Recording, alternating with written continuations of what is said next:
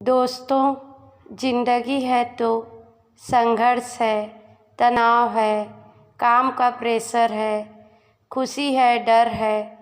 लेकिन अच्छी बात यह है कि सभी स्थायी नहीं हैं। समय रूपी नदी के प्रवाह में सब प्रवाहमान हैं। कोई भी परिस्थिति, चाहे खुशी हो या गम, कभी स्थायी नहीं होता।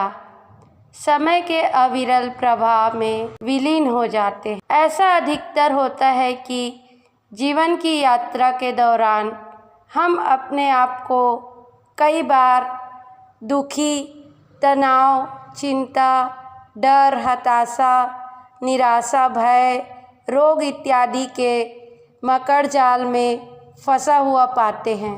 हम तत्कालिक परिस्थितियों के इतने वशीभूत हो जाते हैं कि दूर दूर तक देखने पर भी हमें प्रकाश की कोई किरण नज़र नहीं आती। दूर से चींटी की तरह महसूस होने वाली परेशानी हमारे नज़दीक आते आते हाथी जैसा रूप धारण कर लेती है और हम उसकी विशालता और भयावहता के आगे समर्पण कर परिस्थितियों को अपने ऊपर हावी हो जाने देते हैं। वे परिस्थिति हमारे पूरे वजूद को हिला डालती है, हमें हताशा, निराशा के भंवर जाल में उलझा देती है। एक एक क्षण पहाड़ सा प्रतीत होता है और हमारे में से ज़्यादा लोगों को आशा की कोई किरण नहीं दिखती और हताश होकर परिस्थिति के आगे हम हथियार डाल देते हैं। अगर आप किसी अनजान निर्जन रेगिस्तान में फंस जाएं, तो उससे निकलने का एक ही उपाय है, बस चलते रहें। आगे आप नदी के बीच जाकर हाथ पैर नहीं चलाएंगे तो निश्चित ही डूब जाएंगे। जीवन में कभी ऐसा क्षण भी आता है जब लगता है कि बस सब कुछ खत्म हो रहा।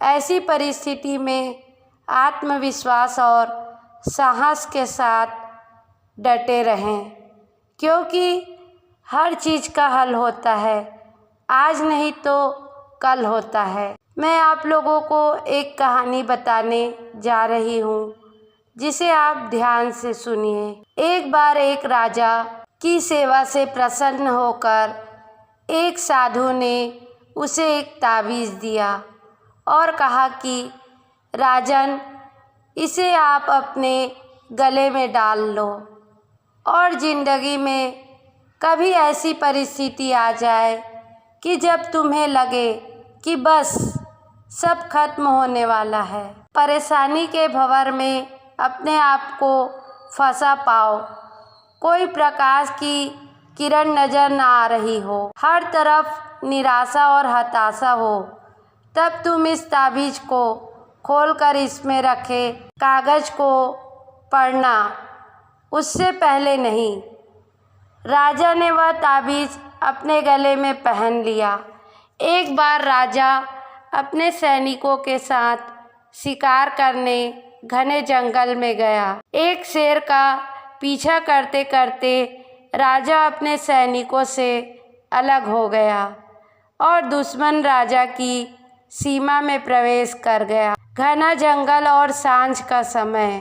तभी कुछ दुश्मन सैनिकों के घोड़ों की टापों की आवाज़ राजा के कानों में आई और उसने भी अपने घोड़े को एड़ लगाई। राजा आगे आगे, दुश्मन सैनिक पीछे पीछे। बहुत दूर तक भागने पर भी राजा उन सैनिकों से पीछा नहीं छुड़ा पाया। भूख प्यास से बेहाल राजा को तभी घने पेड़ों के बीच एक गुफा सी दिखाई दी। उसने तुरंत स्वयं को और घोड़े को उस गुफा की आड़ में छुपा लिया और सांस रोककर बैठ गए। दुश्मन के घोड़ों के पैरों की आवाज़ धीरे धीरे पास आने लगी। दुश्मनों से घिरे हुए अकेले राजा को अपना अंत नजर आने लगा। उसे लगा कि बस कुछ ही क्षण में दुश्मन उसे पकड़कर मौत के घाट उतार देंगे। वो जिंदगी से निराश हो ही गया था कि उसका हाथ अपने ताबीज पर गया और उसे साधु की बात याद आ गई। उसने तुरंत ताबीज को खोलकर कागज को बाहर निकाला और पढ़ा। उस पर्ची पर लिखा था, यह भी कट जाएगा। राजा को अचानक ही जैसे घोर अंधकार में एक ज्योति की किरण दिखाई दी। डूबते को जैसे कोई सहारा मिला हो। उसे अचानक अपनी आत्मा से एक अकथनीय शांति का अनुभव हुआ। उसे लगा कि सचमुच यह भयावह समय भी कट ही जाएगा। फिर क्यों मैं चिंता करूं? अपने प्रभु और अपने पर विश्वास रख। उसने स्वयं से कहा कि हाँ, यह भी कट जाएगा। और हुआ भी यही। दुश्मन के घोड़ों के पैरों की आवाज़ पास आते आते दूर जाने लगी। कुछ समय बाद वहाँ शांति छा गई। राजा रात में गुफा से निकला और किसी तरह अपने राज्य में वापस आ गया। दोस्तों, यह सिर्फ उस राजा की कहानी नहीं, यह हम सब की कहानी है।